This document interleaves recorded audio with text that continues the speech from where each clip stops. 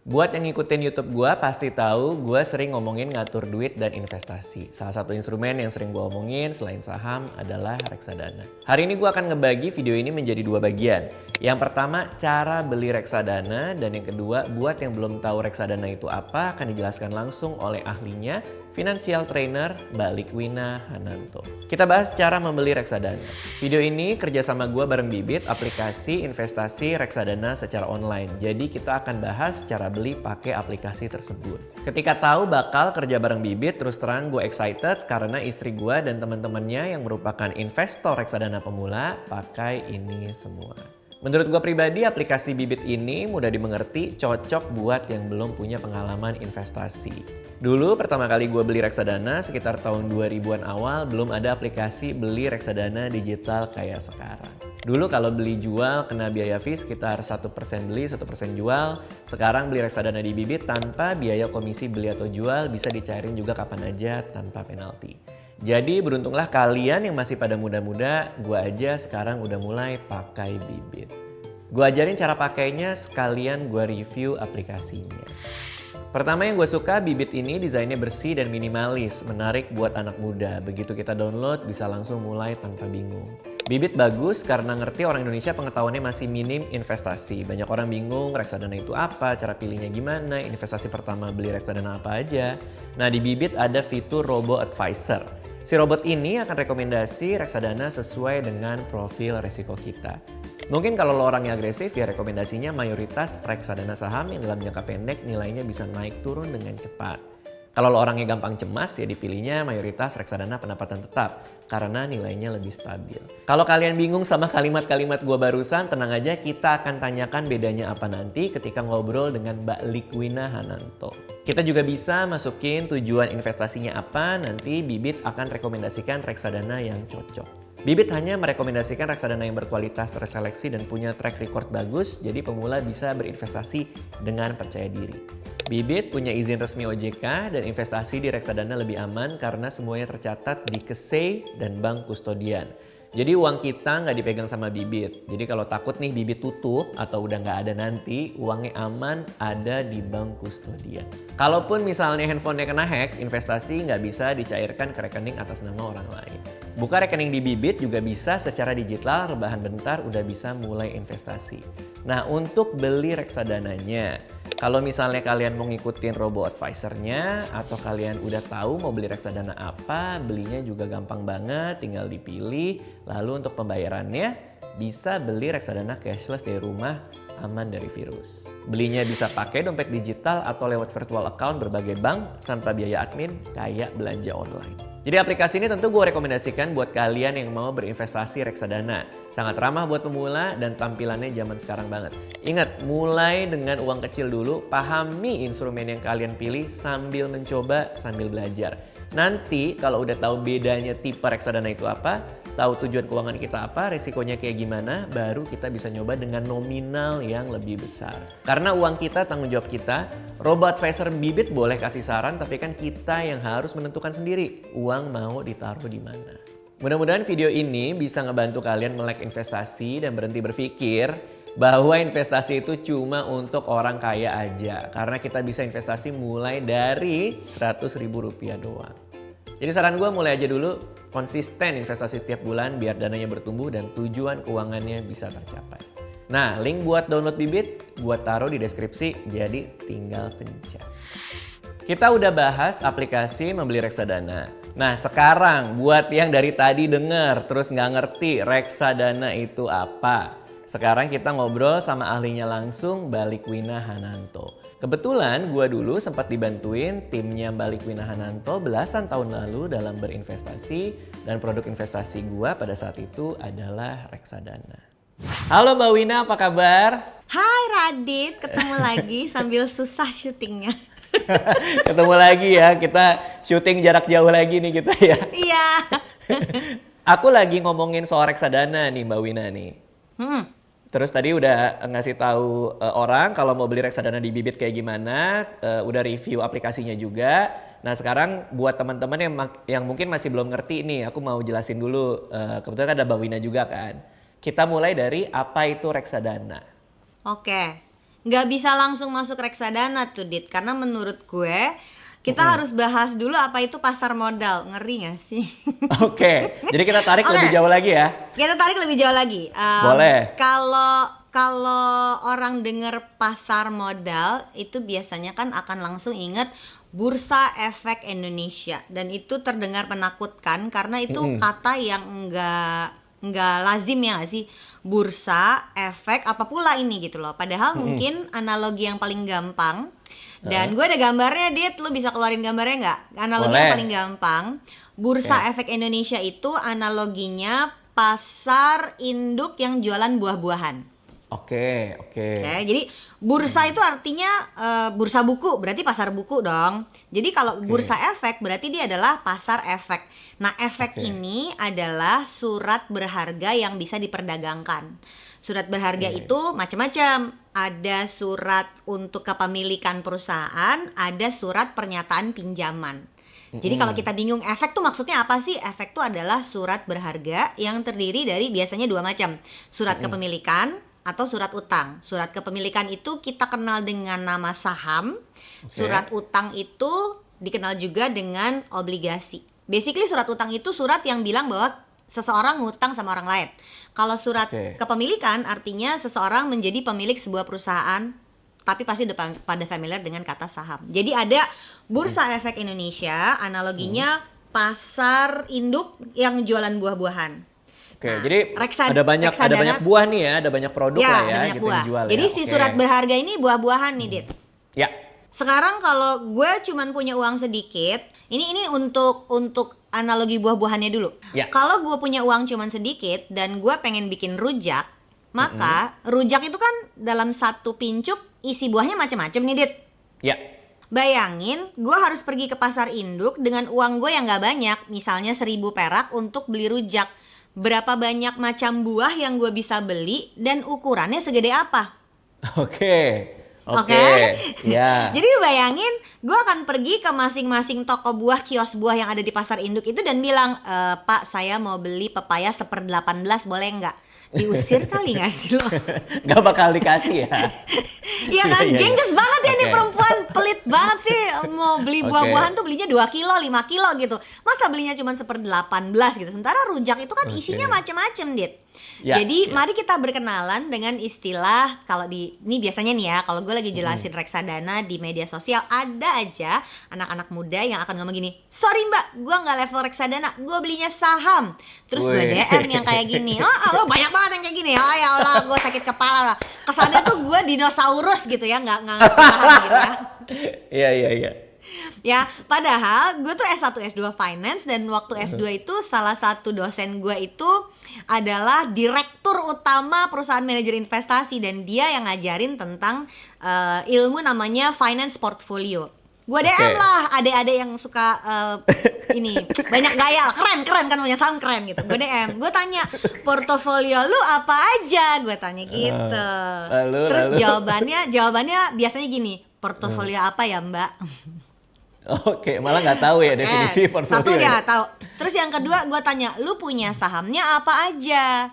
Baru 1 lot mbak. Enggak gitu, cara mainnya enggak gitu. Itu tuh Iya, kadang-kadang iya, suka iya. bikin gue frustasi. Nah lu bayangin, reksadana itu adalah sebuah portofolio yang isinya adalah surat-surat berharga beberapa macam. Oke. Bisa isinya surat utang aja, bisa isinya dicampur dengan saham, atau isinya saham aja. Jadi analogi yang paling sering gue pakai untuk menjelaskan bedanya reksadana sama saham adalah si analogi buah-buahan tadi. Bursa Efek Indonesia adalah pasar induknya, si buah-buahan itu adalah si surat-surat berharganya, dan rujak adalah reksadananya. Jadi kalau gue mau bikin portofolio surat berharga, gue harus bikin rujak. Tapi ternyata dengan uang yang cuman sedikit, portofolio surat berharga gue itu nggak akan maksimal. Jadi daripada gue beli satu-satu buahnya dan diomelin dong karena cuman bisa beli 1/18, cuman bisa beli jambu setengah, boleh apa enggak, kan nggak gitu cara belinya kan gitu. Maka gue lihat di pasar buah itu ada yang nongkrong, embok-embok yang lagi ngulek bumbu rujak. Oke. Nah, analoginya si mbok-mbok ini nih, teman-teman gue yang manajer investasi, kalau gue ceritain analogi ini selalu ketawa ngakak. Jadi menurut lu gue tuh mbok-mbok? Iya, lu tuh mbok-mbok, gue bilang gitu. Jadi teman-teman gue yang kerja di manajer investasi itu, gue pernah berkunjung, ada beberapa teman gue yang kerja di perusahaan manajer investasi ya. Kalau gue berkunjung ke kantornya, Win mau tur nggak gitu? Oh iya dong, mau gue diajak lah tur keliling ke kantornya mereka. Nanti dia buka pintu ya, dia akan cerita sebelah kanan sana ada 15 orang yang kerjanya setiap hari analisis saham. Sebelah kiri sini ada 8 orang yang kerjanya analisis obligasi. Terus gue diem dong, gue sendirian analisis apaan ya, Dir? Jadi si manajer investasi ini ibaratnya mbok-mbok yang punya warung rujak dan dia nongkrong setiap hari di pasar induk. Jadi si mbok ini tahu banget buah mana yang masih bagus, buah mana yang udah rada busuk, buah mana yang kalau lo beli banyak dapat harga lebih bagus gitu. Oke, karena expertise dia kan. Ya, jadi dia ngerti kondisi pasar. Dia punya tim, jadi dia bisa melakukan itu gitulah kira-kira ya. Oke, terus? Kita juga bisa melakukan itu, tapi dalam skala apa nih? Nah, ceritanya kalau si mbok ini sehari-harinya dia ngulek rujak, ngulek bumbunya, dia pilihin buah-buahannya, dan si mbok inilah yang kemudian akan menentukan, rujaknya mau yang pedes banget, karet 3 apa karet 1 atau nggak pakai cabai sama sekali gitu deh. Jadi reksadana ini ibaratnya rujak, ternyata level pedesnya juga macam-macam. Ada yang level pedesnya 0, ada yang level pedesnya pedes banget. Jadi kalau lagi minusnya bisa minus 50%, minus 60%, tapi ada juga yang stabil aja gitu pertumbuhannya. Itu kira-kira ilustrasi atau analogi lebih tepatnya ya, yang paling gampang untuk orang awam memahami tentang reksadana berhubungan dengan pasar modal atau si Bursa Efek Indonesia. Oke. Nah, kalau kita langsung contohnya agak konkret ya, sebelum kita jelasin macam-macam tipe reksadana ya, tapi sehubungan dengan itu kita pakai contoh agak konkret, misalnya reksadana saham, ya kan? Ya. Berarti ini ada sebuah manajer investasi di mana dia mengumpulkan uang dari masyarakat, uang ini dikelola untuk membeli saham tergantung ininya dia, analisa dan ininya dia jadi lah ya. Jadi dia akan punya gitu ya. racikan bumbu rujaknya dia sendiri yang akan menentukan jenis reksadananya itu jenis reksadana seperti apa. Misalnya ada manajer investasi yang bikin reksadana sahamnya infrastruktur gitu. Atau ada reksadana yang memang dia isinya blue chip gitu. Atau ada yang enggak mbak, kita agresif. Jadi kita main juga second line-nya. Jadi second layer saham itu juga dia trading. Jadi ada yang tekniknya fundamental banget, ada yang kita ada tradingnya lebih agresif mbak, lebih sering trading dibanding. Jadi bahkan satu manajer investasi mungkin akan punya 2 atau 3 reksadana saham yang flavornya berbeda. Mirip kan? Si mbak rujak ini akan bikin rujaknya ada yang pedes banget, ada yang nggak pakai kacang bahkan, misalnya kayak gitu. Atau yang kalau lagi populer di luar ada reksadana indeks yang ngikutin pergerakan indeks aja gitu, yang fee-nya lebih kecil, kira-kira gitulah ya. Ada macam-macam lah gitu. Nah ini beda. Ini jelas beda sama saham, dimana kalau saham, kebetulan aku abis bikin video juga kan, kalau saham itu ya kita membeli langsung ke perusahaannya gitu. Kalau reksadana saham ibaratnya ada orang lain nih dengan flavornya sendiri yang milihin buat kita gitulah kira-kira ya. Jadi kasarnya kalau mengelola portofolio saham sendiri, kita jadi mbok rujak sendiri. Berarti kita harus milih buah-buahannya yang mana dan cabenya mau berapa. Gue nggak ada masalah dengan orang yang memang udah punya waktu dan energinya dan niat untuk mempelajari bikin portofolio saham. Gue ada isu dengan banyak yang gegayaan, apa ya istilahnya, giroh gitu, tau gak sih? Giroh gitu, jadi giroh tuh bersemangat yang membabi buta gitu, tau gak sih? Iya. Gue tuh cemas sama yang kayak gitu karena gini, yang sebetulnya berbahaya saat kita investasi itu bukan risiko investasinya. Yang sebenarnya berbahaya saat kita investasi itu adalah kepeleset sama serakah. Betul. Nah, dan itu yang menurut sebagai manusia tuh gampang banget tergoda gitu ya. Persoalannya itu. Dan namanya kepeleset tuh lu nggak lihat udah jatuh baru kerasa gitu. Nggak apa-apa. Karena udah mulai banyak yang gue cairin semua dana darurat gue masuk ke saham. Gue jual mobil untuk masuk ke saham. Sampai ada yang ngomong gini, gue minjem uang untuk investasi saham. Itu gue bener-bener yang Aduh, Iya. gimana cara ngasih taunya orang-orang kayak gini? Nah, ini yang sebenarnya bahaya, Dit. Jadi pengennya meluruskan juga bahwa karena kan Radit lagi sering banget ngomongin saham kan, Betul. dan gue ada masalah semakin banyak orang mendiskusikan ini, gue suka gitu supaya orang semakin tertarik untuk belajar. Tapi Ya. mari kita set the record straight. Radit itu tidak make his money dari saham aja loh. Betul. Betul. Iya kan? Lu tuh Betul. mulai dari menulis, kemudian novel-novel lu laris, novel-novel itu diangkat jadi film, Ya. kemudian punya beberapa perusahaan, sampai menghasilkan uang juga dari YouTube. Pintunya tuh macam-macam, sehingga Betul. ketika orang berpikir, oke, gua akan investasi seperti Radit. Tunggu dulu, Radit juga investasinya tidak cuma saham gitu. Jadi jangan sampai karena itu yang lagi hits diomongin, lalu semua rame-rame masuk ke saham, lupa bahwa orang-orang yang gua kenal keren-keren ini ternyata make money-nya tidak selalu dari saham gitu. Jadi jangan Betul. biarin semua uang lo masuk ke satu jenis investasi aja. Betul. Nah juga sebenarnya kalau emang mau ngikutin Raditya Dika ya ikutin sekalian aja, kayak misalnya jangan pernah berhutang buat investasi, itu satu. Itu kan kalau mau ikutin ya. Terus kedua, tahu bahwa investasi itu bukan untuk jadi kaya.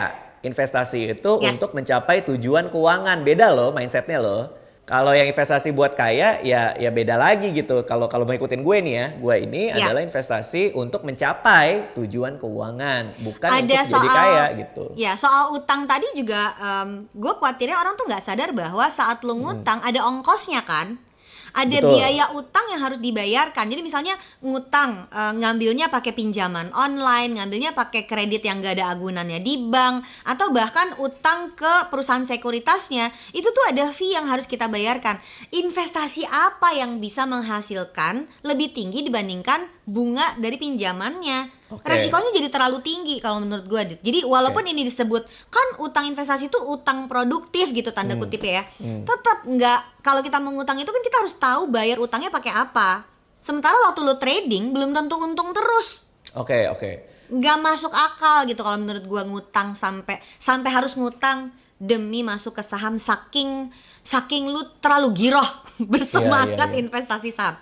Jadi dukung banget ketika lebih banyak orang tertarik masuk saham, tapi please hati-hati jangan sampai remnya blong. Mungkin itu yang kita mesti ajak orang untuk ajak, karena kalau rugi nanti lu sakit hatinya tuh parah banget. Iya. Ya. Dan gue pernah ngerasain kebakar saking serakah itu tahun 2003 kali. Ini jadi bicara saham individual nih, tapi gak apa-apa, kita singgung dikit lah ya. Mungkin Mbak Wina pernah ngerasain juga kali pertama-tama masuk saham individual, terus naiknya lumayan kenceng, terus akhirnya gue bisa lagi nih kayak gini gitu. Jadi terlalu terus pede. Terus itu gue mainnya gorengan. Oke, terlalu great jadi gitu. Untungnya kalau aku pribadi nih, investment journey-ku nih, itu setelah aku ketemu Mbak Wina sama tim kan aku masuk ke reksadana ya kan. Abis itu aku belajar. Jadi ngerasain dulu reksadana. Belajar sendiri lagi terus baru masuk ke saham. Tapi memang kalau sebagai instrumen favorit, aku memang lebih banyak di reksadana. Pertama, karena memang itu lebih lama, aku lebih lama di sana. Dan yang kedua, sejujurnya aku juga gak punya banyak waktu nih untuk terlalu banyak, untuk pede masukin segitu banyak duit, pure ke saham. Setuju. Gitu loh. Jadi Radit masih pakai reksadana ya? Masih dong, masih. Aku masih ada reksadana, pasti. Gitu. Nah yang menarik tuh gini, Dit. Kalau mau trading saham for a living, itu full time job loh. Ya, kalau trading ya, ini bicara trading ya. Jangan dianggap main-main. Untuk trading it's a full time job, jangan dianggap main-main. Tadi lu bilang lo gak ada waktunya, gue pun gak ada waktunya. Betul. Hari ini indeks berapa gue gak tahu loh, Dit. Gak sempet gue. Oke. Ya kan, portofolio kemarin waktu yang pengumuman PSBB minus banyak banget itu suami gue sempat capture dan dia posting di Twitter nunjukin semuanya berdarah gitu, merah gitu, kebakaran. Yang buat kita sambil ketawa-ketawa, kita WhatsAppan deh kayaknya waktu itu, wah berdarah-darah nih, merah semuanya.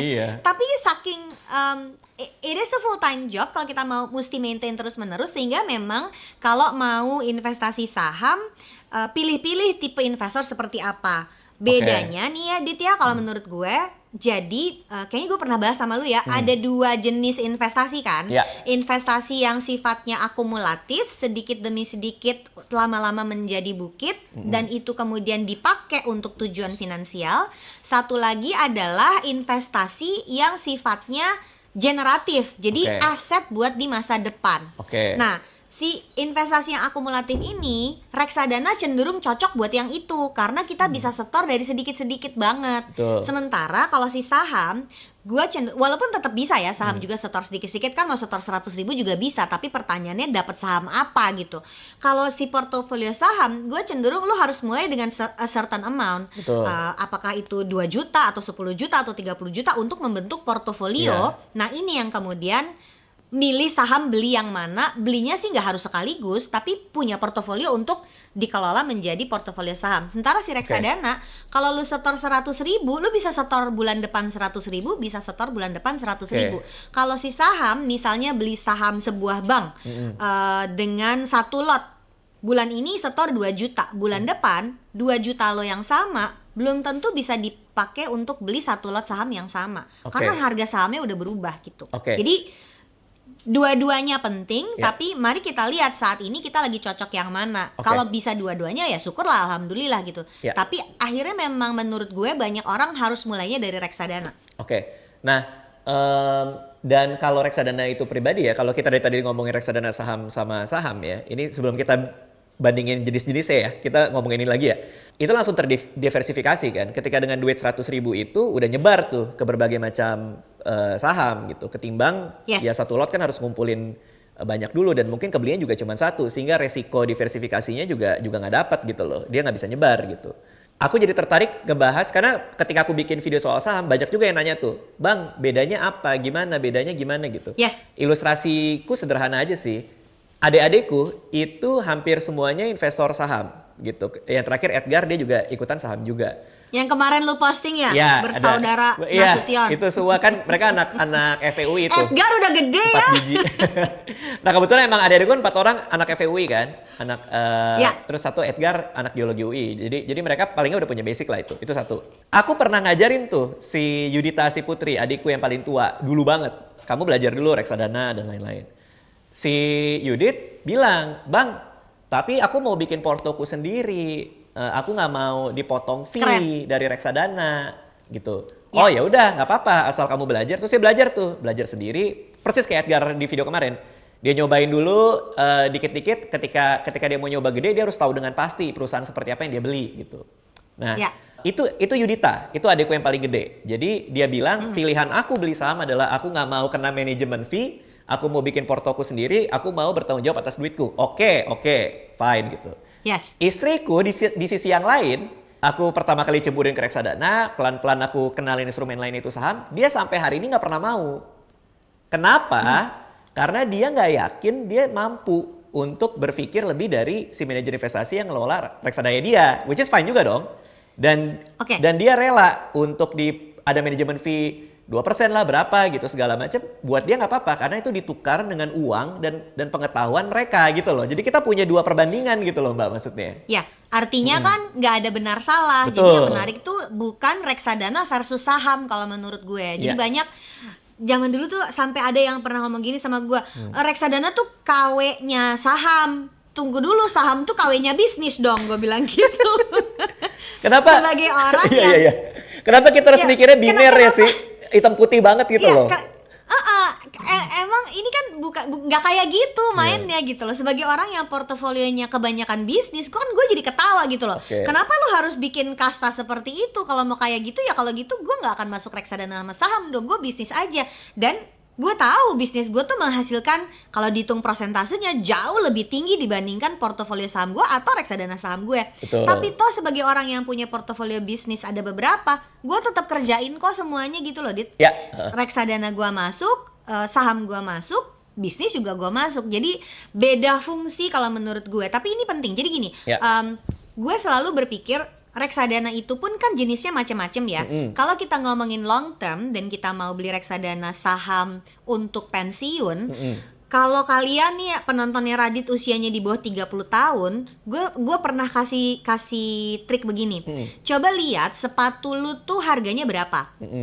Pernah nggak sih, Dit? Gue ceritain belum ya? Kayaknya gue belum pernah ceritain malah. Coba gimana? Setorin, jadi investasikan senilai 11 sepatumu. Oh, I see. Oke. Nah, kalau kita punya sepatu harganya 300.000, berarti cuman perlu investasi 150.000. Kenapa angkanya 11 sepatu? Karena gini, kalau mau beli sepatu di mana-mana tuh belinya harus sepasang.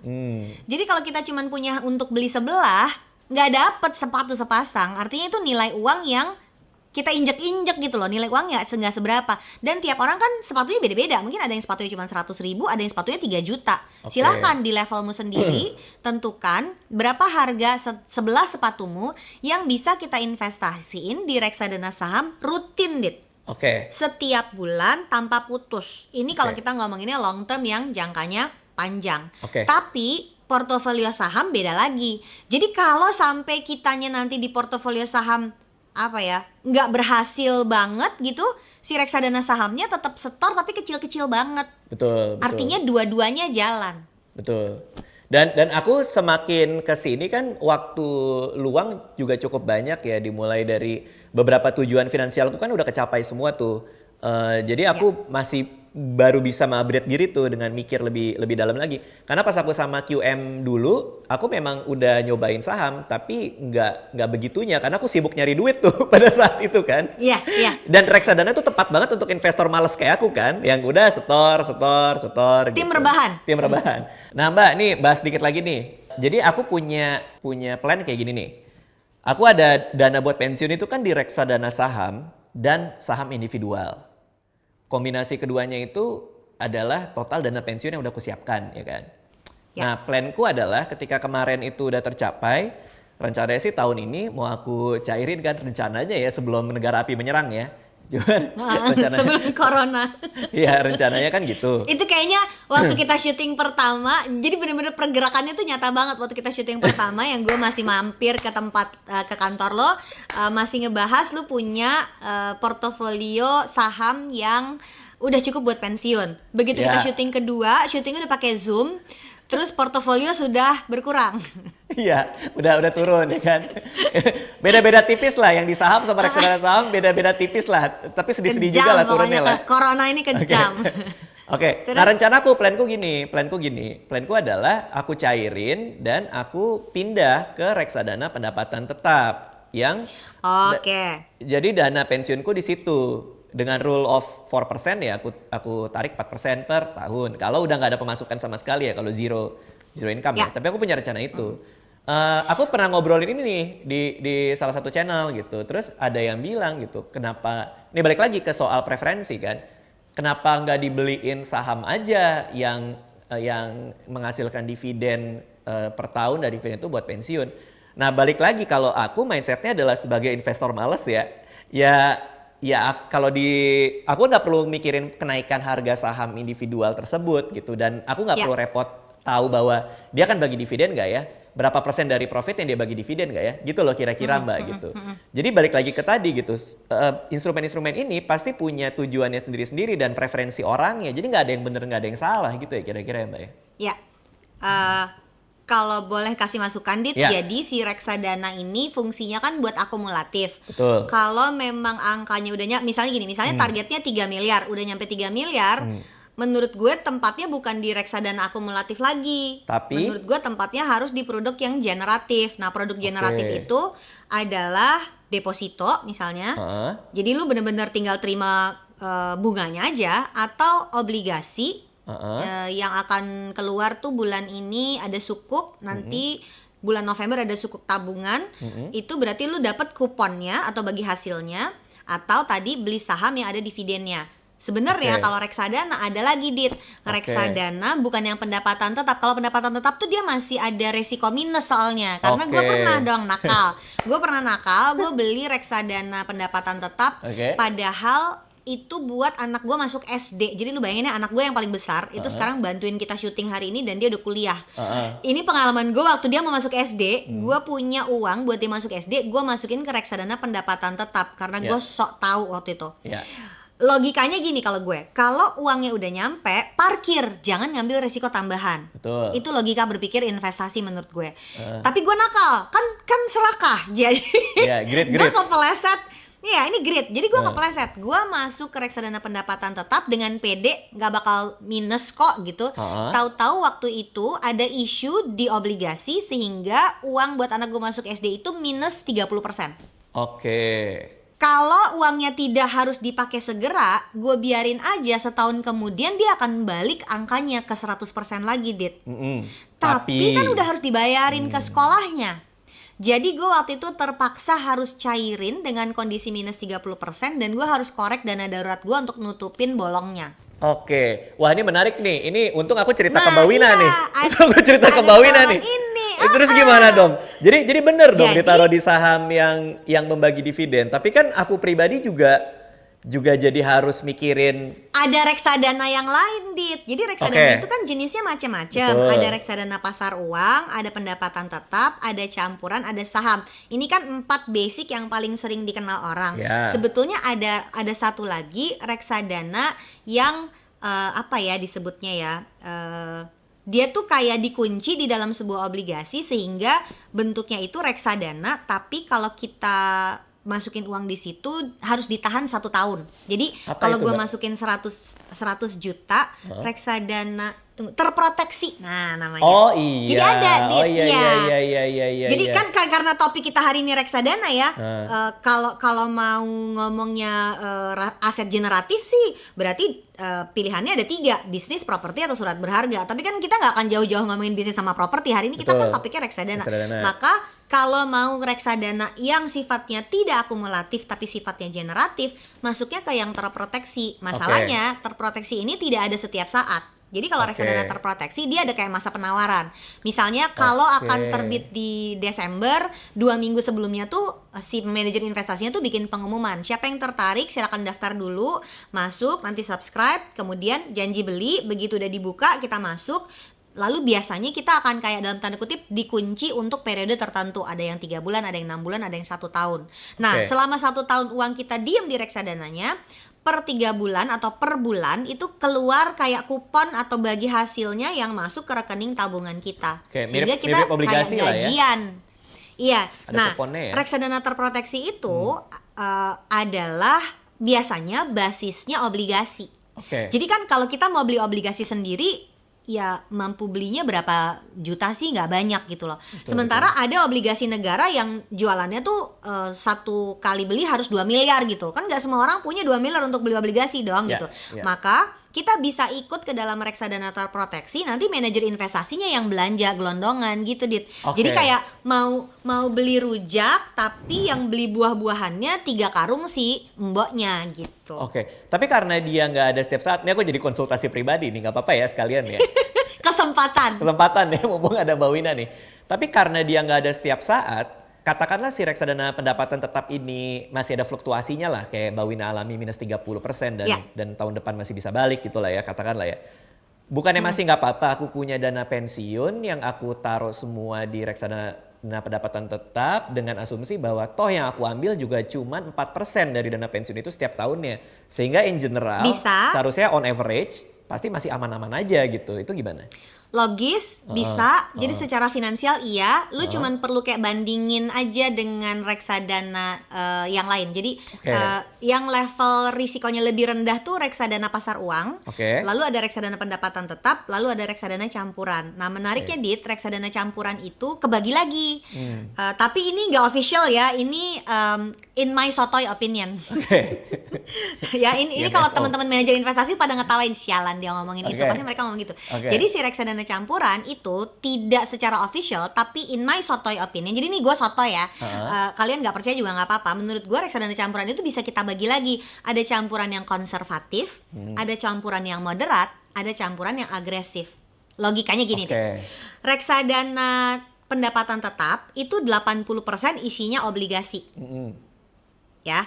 Reksadana campuran yang konservatif itu isinya 80% obligasi juga. Jadi kalau kita ngomongin resiko obligasi, si reksadana pendapatan tetap sama si reksadana campuran konservatif itu hampir mirip resikonya karena sama-sama sebagian besar ada di obligasi. Yang jadi isu adalah reksadana campurannya itu kalau dia 80% ada di obligasi, sisanya di tabungan sama saham. Berarti kalau saham minus, dia tetap ada kemungkinan minus lebih besar. Si Oke. reksadana pendapatan tetap, dia nggak ada sahamnya. Jadi kalau saham minus, dia nggak akan ikut minus. Tapi Oke. kalau obligasi lagi nggak bagus, harganya, dia minusnya lebih besar. Berarti yang campuran ini yang dengan berbagai macam tipe ini sekali lagi ya balik lagi ke kita profil resikonya kayak apa dan tujuannya itu Ya, panjang apa pendek kira-kira persis. gitulah ya.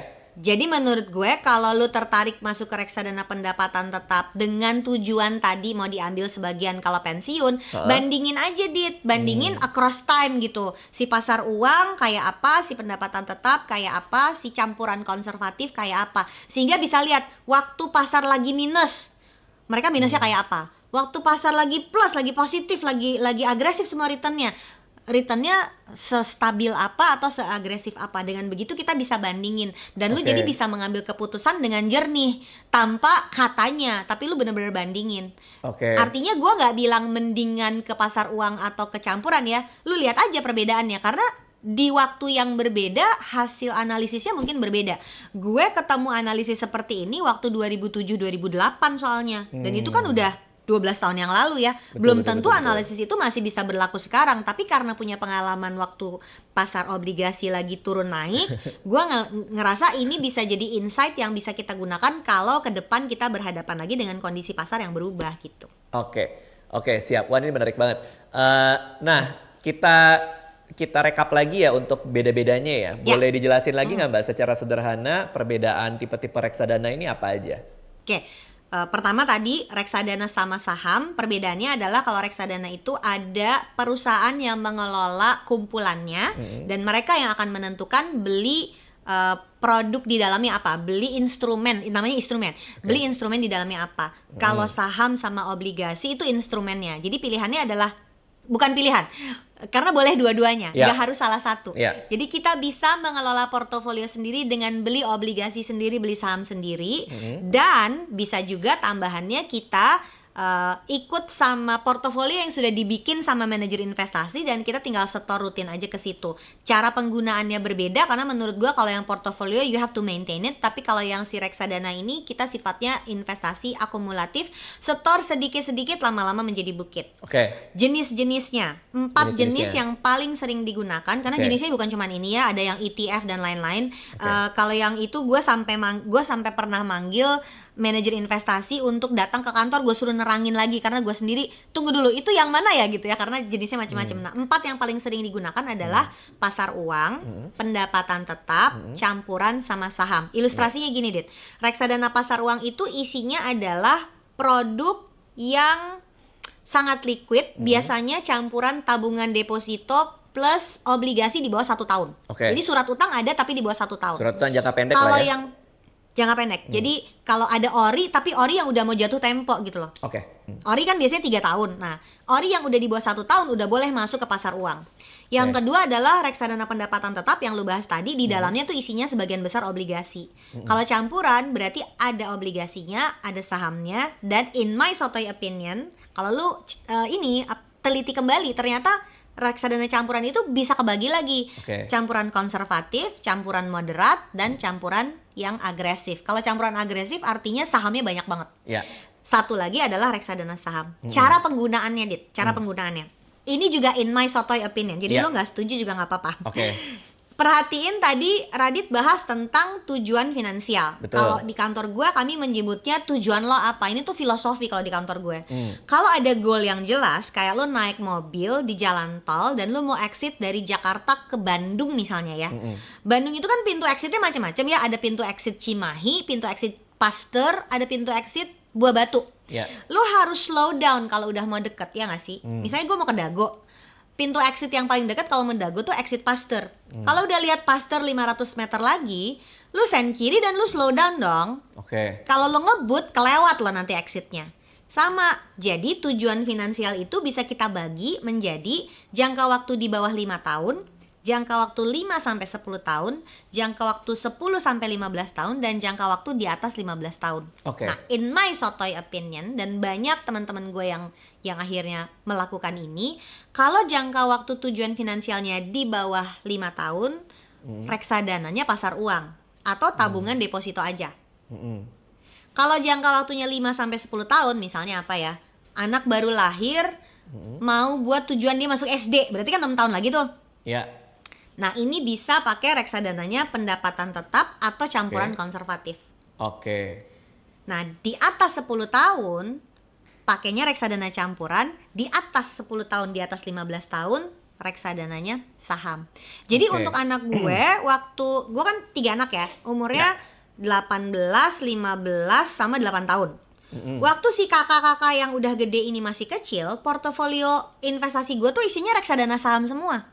Oke. Karena masih jauh gitu loh. Waktu mereka SD, dana mereka S1 gue jebretin aja saham semua. Bodo amat deh, reksadana saham mau minus kayak mau apa, gue hajar aja terus di situ.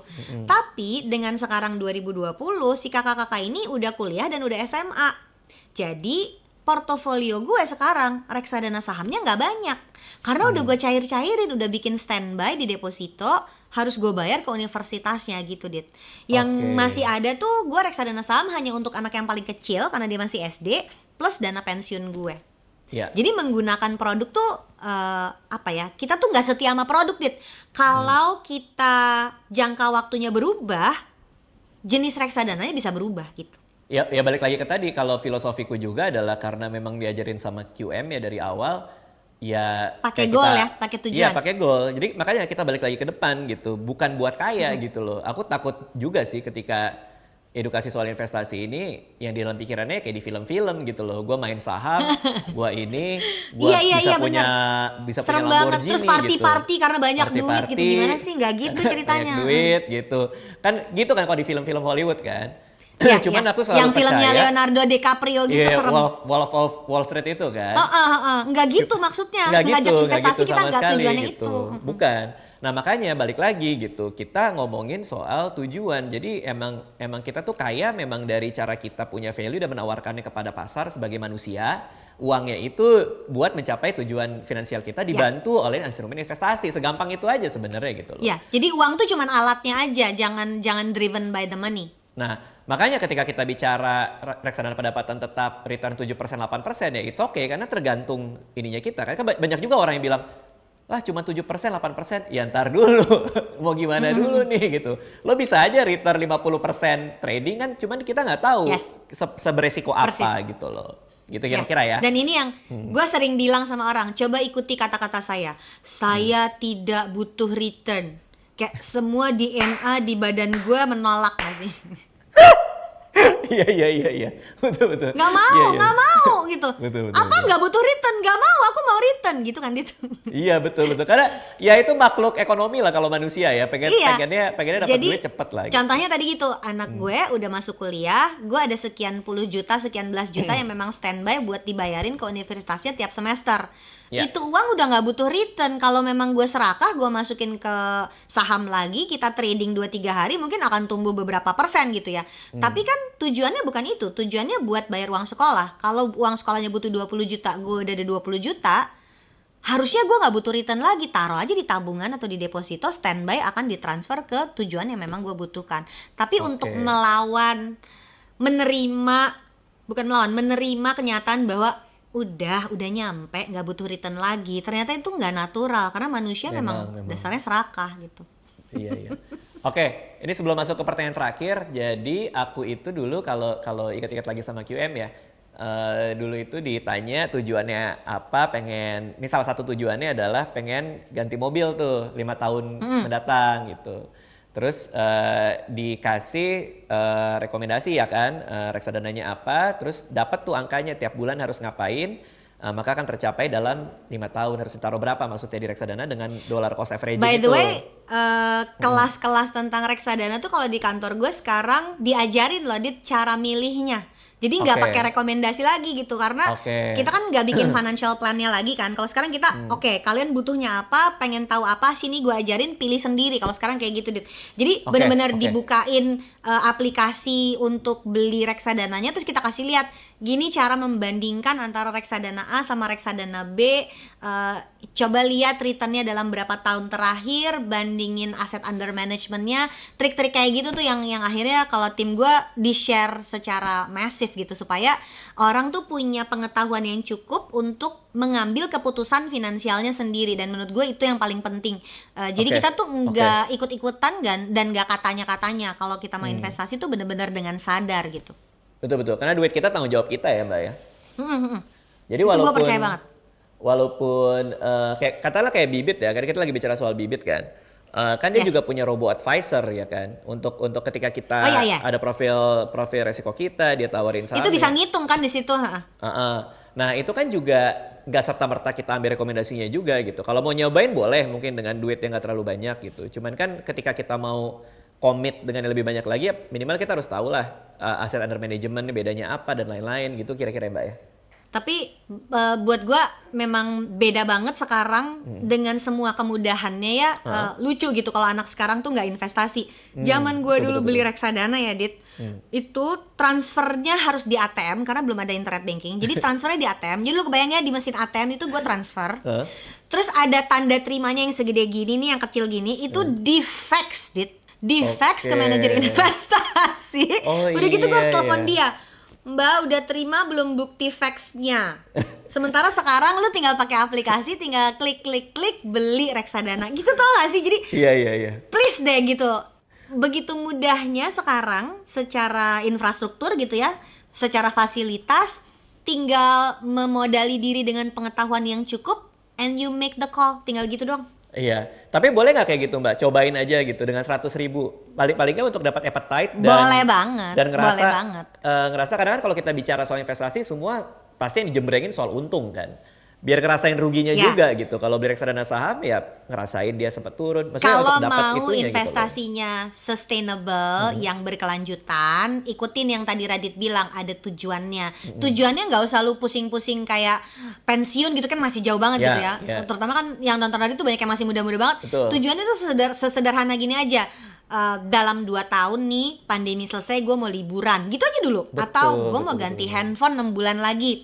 Sehingga lu menggunakan si reksadana ini seperti kalau kita nabung, cuman resikonya heighten a little bit gitu.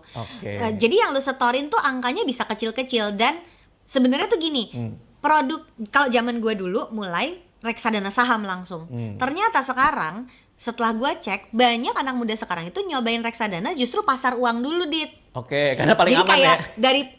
Karena paling rendah resikonya. Jadi daripada lu langsung berenang di laut lepas, kita nyobain dulu berenang di kolam cetek gitu. Jadi kita tahu rasanya badan masuk gitu, tau gak sih? Karena kalau lu nggak pernah ngerasain klik duit sendiri masuk ke situ, lu kan nggak tahu rasanya gitu. Bayangin untuk orang yang nggak pernah nyobain investasi sama sekali ya. Kalau yang udah pernah nyobain investasi sih kayak udah hajar aja lawin, gue cobain yang mana aja sih nih, gue mau cobain yang mana gitu. Tapi kan untuk orang pertama kali nyobain, bisa mulai itu dari reksadana pasar uang dulu. Dan kalau kita nyobain di reksadana pasar uang, kemungkinan dia minus ada, tapi selama ini gue belum pernah lihat reksadana pasar uang minus. Pernah 2008 itu nggak minus, tapi di hold nggak bisa cair 6 bulan aja. Tapi cuma 6 bulan aja, Dit, nggak lama-lama. Pernah ada reksadana pasar uang yang default, artinya manajer investasinya one prestasi gitu, dia beliin produk yang tidak sesuai dengan ketentuan. Pernah ada yang kayak gitu. Jadi resiko tuh tetap ada. Dia nggak kayak tabungan sama deposito yang resikonya rendah sekali dijamin LPS. Beda ya. Tapi fleksibilitasnya jadi mirip sama nabung kan. Kita cuma setor sedikit demi sedikit, lama-lama menjadi bukit dengan return yang lumayan, gak jelek-jelek banget, sekitar 5%-an per tahun. Udah dapet hasil. Dan menurut gue yang lebih penting itu ketika uangnya disetor ke reksadana gak gampang diambil. Karena ternyata yang paling berbahaya itu selain serakah adalah kita sangat mudah untuk lakukan sabotase sama keuangan sendiri. Pengen diambil lah, dipakai belanja lah, apalah. Nah, naruh di reksadana itu kemungkinan kita mencairkannya itu lebih susah. Dan reksadana pasar uang itu karena komponennya ada deposito, mungkin lebih akrab kali ya buat awam ya. Karena kan paling nggak deposito mereka pernah denger lah. Wah, ini reksadana pasar uang nih, ya salah satu komponennya ada depositonya gitu. Jadi logikanya tuh gini, kalau kalau lu punya 1 juta mau naruh di deposito tuh nggak bisa kan, susah gitu, bukan nggak bisa. Nyari bank yang nyediain deposito 1 juta tuh susah banget gitu.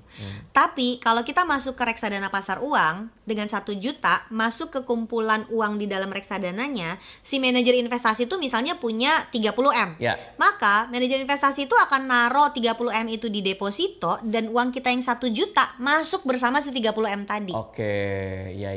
Jadi lu nggak akan dapat bunga yang ada di board. Lu kalau pergi ke bank ada boardnya gitu kan. Iya bener Nih juga ya. deposito hari ini berapa rate-nya gitu kan.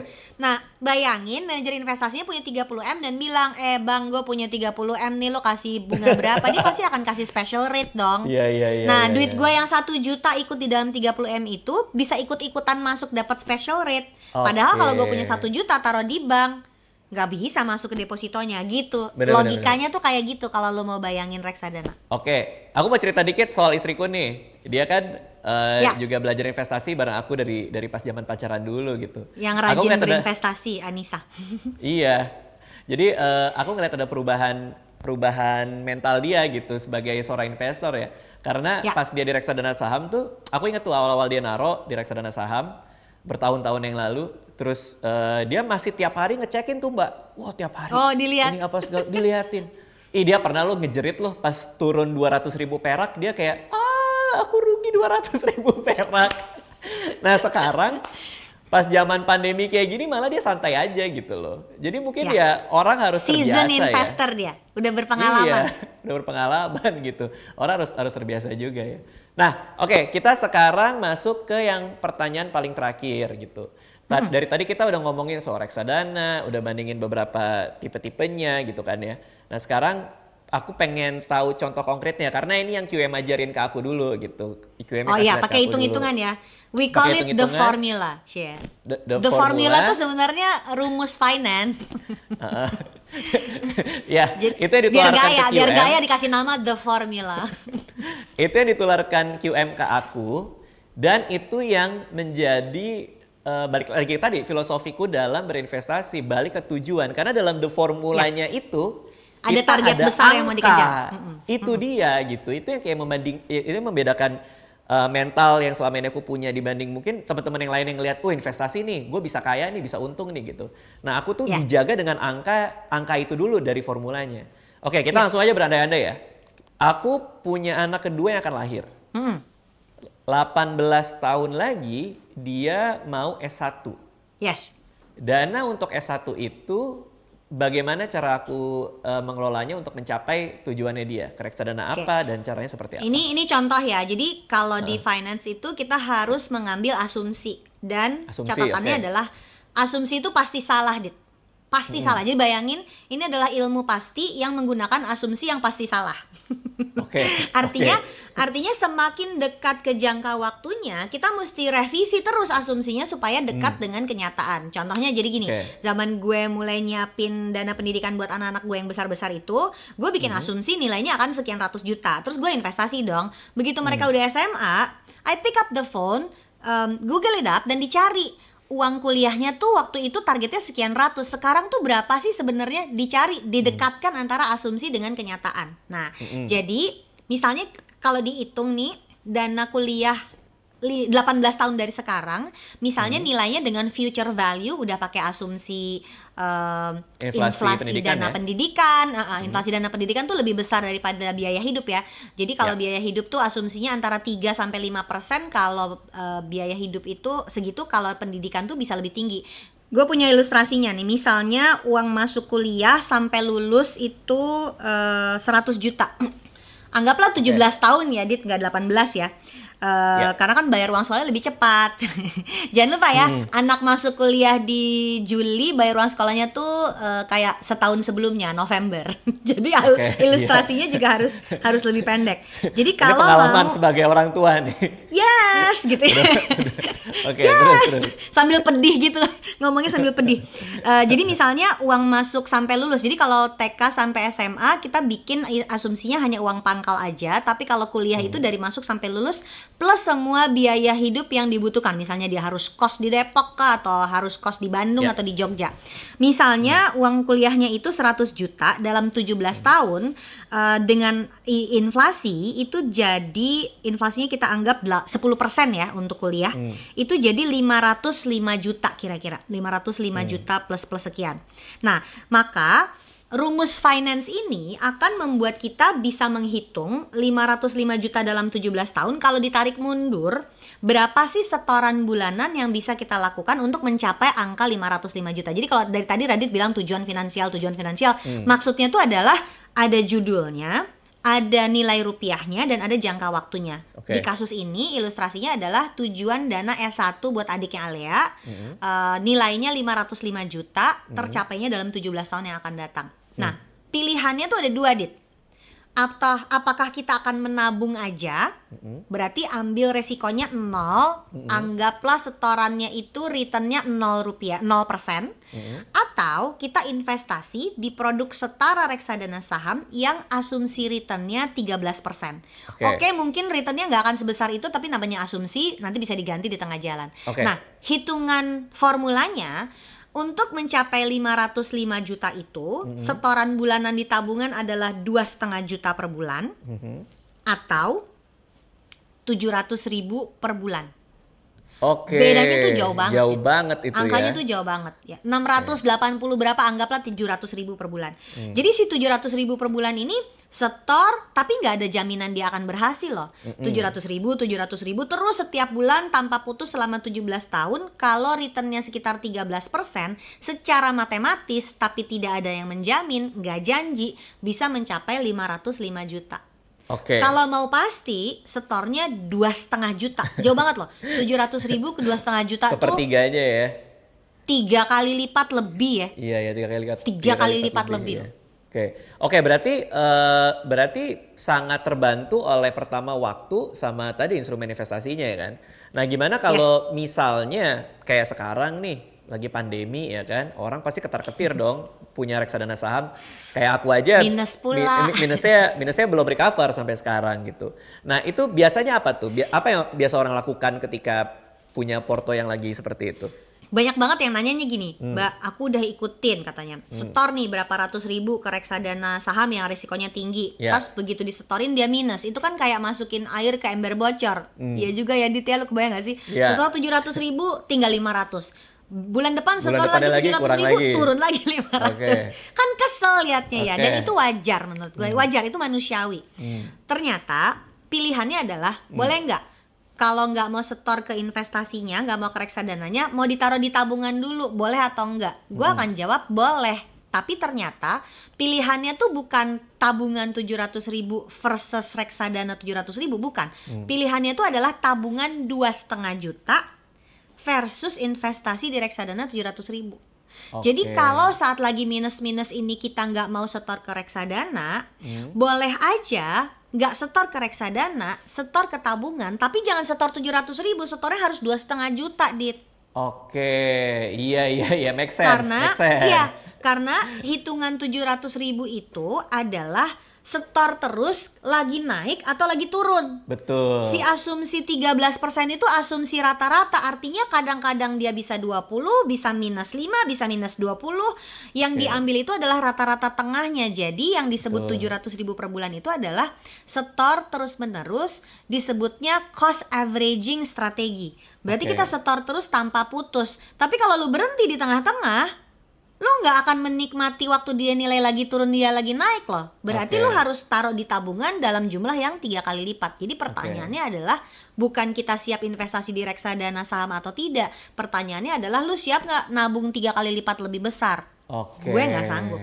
Betul. Gitu. Nah, ini yang sebenarnya karena pengalaman dan diajarin QM juga pada saat itu, yang aku dapat adalah seperti tadi gitu. Ketika kita punya dollar cost averaging ini, itu sebenarnya dollar cost averaging apa cost averaging sih aslinya, Mbak? Sama aja. Jadi karena rupiah jadi gue nggak pakai dolar Oh ya. iya, oke. Jadi dimaksud dollar cost averaging itu maksudnya nilai dolar yang harus disetorin itu konstan terus kecil-kecil, sementara dia tuh akan menghasilkan harga yang rata-rata. Ya, on average. Jadi kalau kita nggak pakai Ya. dolar kan kita pakai rupiah. Jadi sebenarnya Oke. ini bisa juga disebut rupiah cost averaging. Makanya tadi gue singkat jadi cost averaging. Tapi yang menurut gue menarik tuh adalah gini, kan lagi pandemi, kan semua ngomongin kan lagi pandemi. Di ngobrol kita di YouTube lo yang sebelumnya itu kita sempat bahas tentang dana darurat. Nah, ini buat teman-teman yang mau nyobain reksadana, ada baiknya lu nyobain di reksadana pasar uang dengan tujuan yang spesifik jadi dana darurat, Dit. Oke. Itu dulu ya.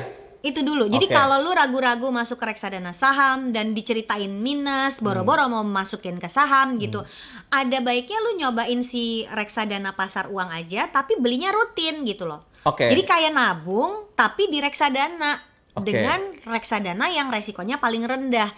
Tujuannya apa? Dana darurat aja dulu. Karena punya Oke. dana darurat lebih itu nggak pernah jelek. Betul. Iya nggak sih? Betul. Lu mau punya tambahan lagi dana darurat walaupun dana darurat lu udah cukup, nggak pernah salah. Dan mungkin kalau pandemi ini berlangsung selama setahun nih, dana darurat aja harus 12 bulan dari penghasilan ya kan. Gue habis ngobrol sama temen gue yang kerjanya freelance dan dia udah mulai ngerasain invoice telat bayar gitu-gitu. Ya, Terus gue bilang, jadi lu gimana? Gue bilang, dia jawabannya gini, tenang Win, gue punya dana darurat untuk 2 tahun. Terus gue yang, Wih, gimana lu punya luar dana biasa. darurat 2 tahun?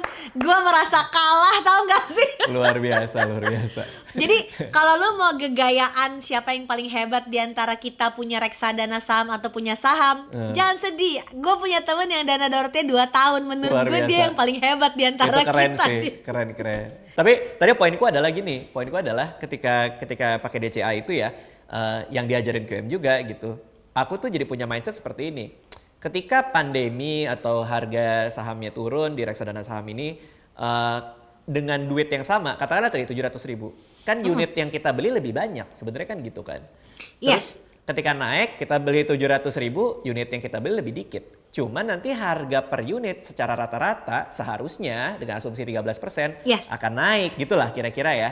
Dan ini yang membedakan ketika kita setor jumlah rupiah yang sama di reksadana dengan di saham kan.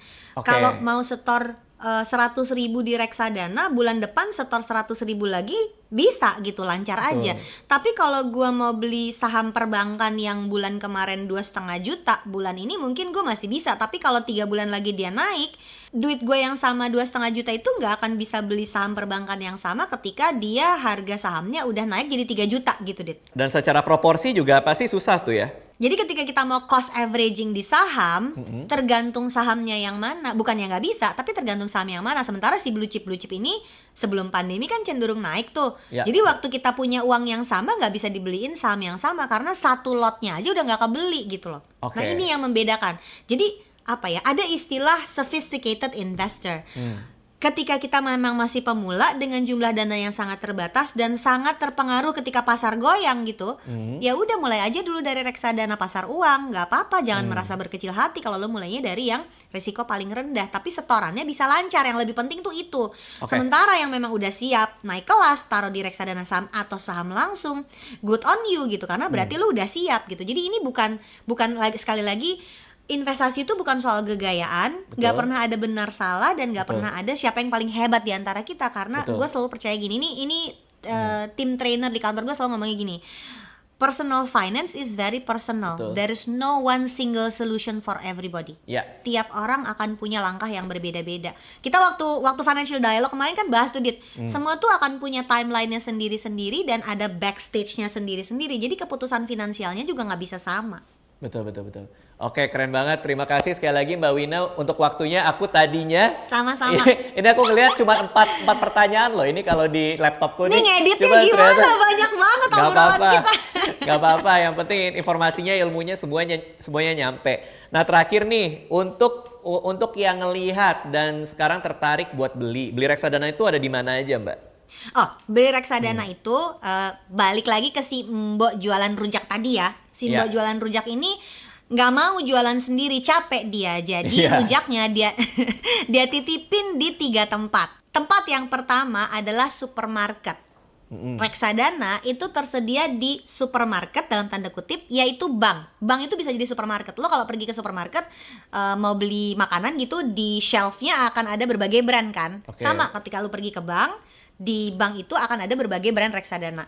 Yang Oke. kedua, ada toko yang jualan payung dan rujak sekaligus. Oke. Emang bikin bingung sih, tapi dia tetap jual juga rujaknya. Jadi ini tuh analogi gua untuk asuransi yang jualan proteksi, yaitu payung, tapi dia taruh investasinya juga, yaitu reksadana. Sebetulnya unit link nih, Dit. Oke. Jadi kalau kalian ada yang sudah beli asuransi ada investasi, ya sebenarnya udah punya reksadana gitu loh. Oke, Yang oke. ketiga, being 2020 di abad 21, kekinian dong, Heeh. belinya di online shop. Oke. Nah, online shop ini adalah istilah gue untuk si aplikasi-aplikasi digital, sehingga kita sekarang bisa beli reksadana dan saham hanya dengan klik-klik aja di handphone kita. Nggak perlu Oke. ke supermarket, nggak perlu. Ya, mau dilakukan tiga-tiganya juga bisa gitu, bukan salah satu dari ketiganya. Tapi bukankah lebih gampang sekarang? Kayaknya gue sekarang kalau ada bank yang jualan reksadana masih tanda tangan basah, gue tinggal deh. Jadi apa-apa, iya nggak sih? tapi Please emang- dah gitu ya. Masa gue harus datang gitu? Enggak. Jadi sekarang tuh semuanya pakai aplikasi, dan ya udah waktunya lah semua pakai aplikasi. Apalagi lagi pandemi gini, sebanyak mungkin kita mengurangi kontak fisik. Jadi stay safe tapi tetap bisa investasi. Oke, jadi kalau misalnya mau beli pakai aplikasi, dari tadi gue udah jelasin, di awal video juga gue udah jelasin soal Bibit, bisa pakai Bibit yang kerjasama untuk membuat video hari ini. Jadi terima kasih Mbak Likwina Hananto atas waktunya, terima kasih Makasih, juga Radit. buat Makasih, Bibit, Bibit. buat kerjasamanya. Sehat-sehat terus ya Mbak ya. Thank you ya. Siap, dadah.